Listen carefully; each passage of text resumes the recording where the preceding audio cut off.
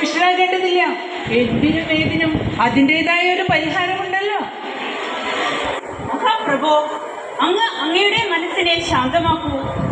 India മുതൽ Ethiopia വരെയുള്ള 127 ഭരണപ്രദേശങ്ങളിൽ ഭരണം നടത്തുന്ന നമ്മുടെ രാജ്യത്തിന്റെ അനുസരണക്കേട് കൊണ്ട് അപമാനിച്ചാൽ ശരിയാണ്.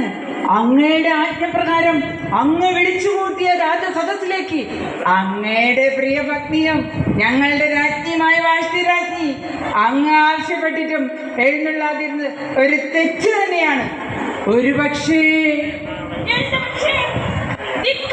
നമ്മുടെ രാജ്ഞി കാണിച്ചത് നാം ക്ഷണിച്ചു വരുത്തിയ പ്രമുഖമാരുടെ സദസ്സിൽ നമ്മുടെ കൽപ്പന സ്വന്തം രാജ്ഞി തന്നെ അനുസരണക്കേട് കാണിച്ചാൽ കൊട്ടാരത്തിലെ പ്രധാന ആചാര്യനായ ഷണ്ടന്മാരായ ഞങ്ങൾ 7 പേരും വാഴ്ത്തി രാജ്ഞിയുടെ കാല് പിടിച്ച് കേണപേക്ഷിച്ചു. എന്നിട്ടും രാജ്ഞി അതനുസരിച്ചില്ല. ശരിയാണ്. അങ്ങയുടെ ദുഃഖം ഞങ്ങൾ മനസ്സിലാക്കുന്നു. അങ്ങയെ ഭയന്നിരുന്ന പ്രഭുക്കന്മാരും രാജാക്കന്മാരും ഇനിയും അങ്ങേക്കെതിരെ കള്ളക്കഥകൾ മെനയും. സ്വന്തം ഭക്തിയെ അനുസരിപ്പിക്കാൻ കഴിയാത്ത ഒരു മഹാചക്രവർത്തി എന്ന് അടക്കം പറഞ്ഞു ചിരിച്ചേക്കാം.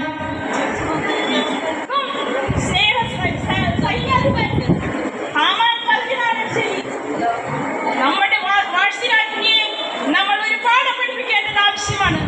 നമുക്കിനി അവരെ കാണണ്ട, അവരുമായിട്ടുള്ള ഒരു തുടർബന്ധവുമില്ല. അവിടുന്ന് ഉദ്ദേശിക്കുന്നത് ഇനി മുന്നോട്ടുള്ള നമ്മുടെ ജീവിതത്തിൽ ഒരു പുതിയ രാജ്ഞിയെ കണ്ടെത്താൻ വേണ്ട ഒരു കൽപ്പന ഞാൻ പുറപ്പെടുവിക്കുന്നു. അങ്ങയുടെ കൽപ്പന നടപ്പാക്കാൻ വേണ്ടത് ചെയ്യാം പ്രഭു. നമ്മുടെ അന്തഃപുരത്തിലെ പ്രധാന ഷണ്ടനും സ്ത്രീകളുടെ മേൽനോട്ടക്കാരനുമായ ഏകായുടെ മേൽനോട്ടത്തിൽ വേണം കാര്യങ്ങൾ നടത്താൻ.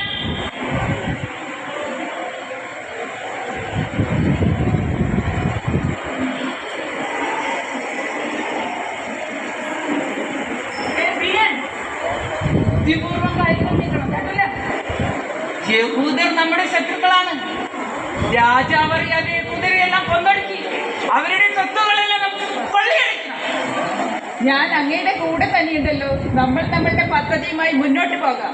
അപ്പോൾ നമുക്ക് അധികാരം തന്നെ നേടിയെടുക്കാം. മഹാരാജാവിന്റെ പ്രിയതമയ്ക്ക് വേണ്ടിയുള്ള അന്വേഷണം നടക്കുമ്പോൾ നമ്മുടെ രാജ്യത്ത് അഭയാർത്ഥികളായി വന്ന് സർവ്വ സൈന്യാധിപന് തലകുമ്പിട്ട് വന്നിക്കാത്ത യഹൂദ പരിശുകളെ കൊന്നൊടുക്കുക തന്നെ വേണം. അപ്പോ എല്ലാം പറഞ്ഞതുപോലെ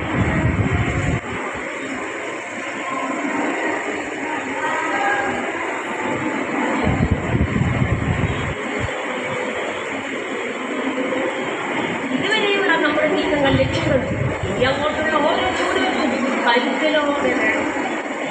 ചെറുപ്പത്തിലെ അച്ഛനമ്മയും മരിച്ച എസ്തേറിനെ ദത്തുപുത്രിയായി വളർത്തി. അവളെ എനിക്ക് സ്വന്തം പുത്രി തന്നെയാ. അവളെ ഞാൻ അത്രമേൽ സ്നേഹിക്കുന്നു. നിങ്ങൾ ആദ്യം ചെയ്ത മനുഷ്യനാണ് മൃതേക്ക. കാരണം ഇസ്രായേൽ ജനതയുടെ രക്ഷകയാവാൻ പോകുന്നത് നിങ്ങളുടെ മകൾ എസ്തേറാണ്. യഹോവയായ ദൈവത്തിന്റെ ഇംഗിതം നിറവേറട്ടെ. വിജയം നമ്മുടെ ജനതയ്ക്ക് മേലാവട്ടെ. വിജയം നമുക്ക് തന്നെ. കൊട്ടാരത്തിൽ രഹസ്യമായി എത്തി ഇന്ന് കൊട്ടാരത്തിന്റെ പ്രധാന കാവൽക്കാരുടെ നേതാവായി മാറിയ ഞാൻ ഈ കാര്യമൊക്കെ ചെയ്യുന്നത് നമ്മുടെ ജനതയ്ക്ക് വേണ്ടിയാണ്. എല്ലാം ഞാൻ മനസ്സിലാക്കുന്നു. ഇനി നമ്മുടെ ഊഴമാണ് ഇസ്രായേൽ ജനതയ്ക്ക് ശത്രുനാശത്തിന്റെ. എസ്തേർ അക്സിലോസ് ചക്രവർത്തിയുടെ തെരഞ്ഞെടുക്കപ്പെട്ട പുതിയ രാജ്ഞിയായി മാറിയപ്പോൾ നമ്മുടെ ജനതയുടെ രക്ഷാകര പദ്ധതിയുടെ ആരംഭമാണ്. അവൾ ഏറെ ഇഷ്ടപ്പെട്ടു മഹാരാജാവിനെ. ഇപ്പോൾ എന്റെ രാജ്ഞി പറയുന്നതേ അവസ്ഥയോ ചക്രവർത്തി അനുസരിക്കൂ.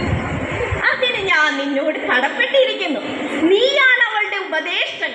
നിന്റെ കഴിവിൽ അവൾ വിജയപ്രതീക്ഷ അർപ്പിച്ചിരിക്കുകയാണ്.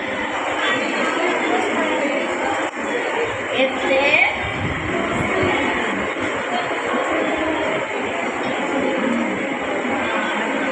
പ്രിയ പിതാവിന് വന്ദനം. ഒപ്പം എൻ്റെ വഴികാട്ടിയും തുണയ്ക്കൊപ്പമുള്ള നേതാവിന് പ്രണാമം. ഇന്നലെ നടന്ന വിരുന്ന് ചക്രവർത്തി ചെയ്യേണ്ടതെല്ലാം ചെയ്തു തീർത്തില്ലേ?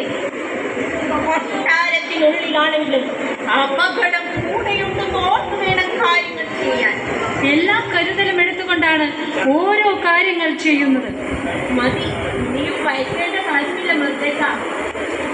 ഇന്നലെ വിരുന്ന് കഴിഞ്ഞപ്പോൾ ചക്രവർത്തി കാര്യങ്ങൾ പറഞ്ഞ് ബോധിപ്പിച്ച് സത്യം ചെയ്യിപ്പിച്ച് ഉറപ്പ് നേടി. എന്താണ് നേടിയെടുത്ത ഉറപ്പ്? ഹാമാൻ നടത്തുന്ന കൊള്ളയും കൊലയും ബോധ്യപ്പെടുത്തി അഭയം തേടി വരുന്ന യഹൂദജനത്തിനെ കൊള്ളയടിച്ചും കൊലപ്പെടുത്തിയും നശിപ്പിക്കുന്ന സത്യം. മിടുക്കി, സമയം നഷ്ടപ്പെടുത്താതെ ദൗത്യം നിർവഹിച്ച യഹൂദരുടെ രക്ഷക എസ്തേർ. ഇന്ന് പുലർച്ചെ ഹാമാനെയും സന്തതികളെയും കൂട്ടാളികളെയും വധിച്ചു കഴിഞ്ഞു.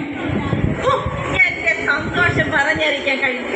യഹോവയായ ദൈവത്തിന് 1000 സ്തുതികൾ അർപ്പിക്കുന്നു. ഇനിയും നമ്മൾ അഹസ്വേരോസ് ചക്രവർത്തിയുടെ രാജ്യത്ത് സുരക്ഷിതരായിരിക്കും.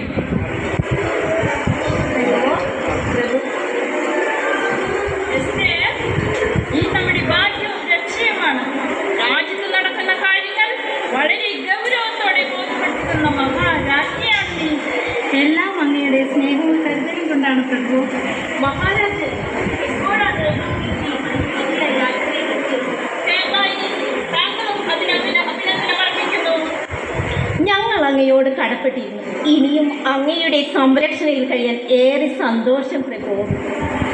മൊർദെഖായി, താങ്കളും നിങ്ങളുടെ ജനതയ്ക്ക് നമ്മുടെ സംരക്ഷണം എപ്പോഴും ഉണ്ടാകും. ഇനി മുതൽ താങ്കളും ഈ രാജ്യത്തിന്റെ അധികാര സ്ഥാനത്തായിരിക്കും. നാം വധിച്ച ഹാമാന്റെ ഭവനത്തിന്റെ അവകാശവും താങ്കൾക്കായിരിക്കും. നമ്മുടെ പ്രവിശ്യകളിൽ ഇനി മുതൽ യഹൂദർക്ക് യഥേഷ്ടം ജീവിക്കാം. ഇത്